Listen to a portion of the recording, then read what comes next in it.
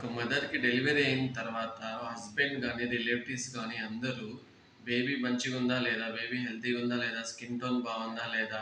Baby wait మంచిగుందా లేదా? బేబీకి ఏ పాలు పట్టించాలి?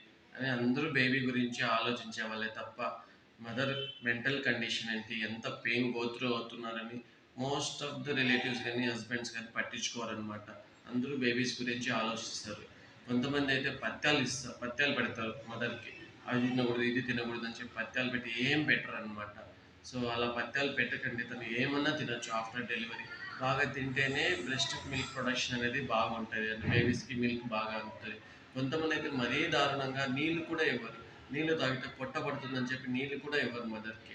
సో, మదర్‌కి adequate hydration, adequate sleep and emotional support after delivery అనేది చాలా ఇంపార్టెంట్ అనమాట. సో, ఆగస్ట్ ఫస్ట్ వీక్ అనేది world breast feeding day. So, ఒక బేబీకి బ్రెస్ట్ ఫీడింగ్ అనేది తన రైట్ అనమాట. సో, మదర్ బ్రెస్ట్ ఫీడింగ్ కరెక్ట్‌గా ఇస్తేనే బేబీకి కావాల్సిన న్యూట్రిషన్ గానీ, అన్నీ బాగా అందుతాయి. అండ్ గ్రోత్ అండ్ డెవలప్‌మెంట్ బాగుంటది.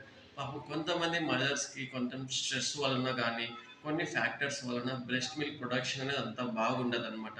సో, అప్పుడు వేరే ఆప్షన్ లేక ఫార్ములా ఫీడింగ్ ఇస్తారు. కాకపోతే అందరూ ఆ మదర్‌ని నిందించొద్దండి.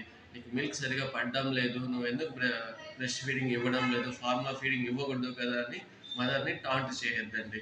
So, encourage to feed only breast feeding up to 6 months of age, but don't taunt the mothers. Okay? Thank you so much.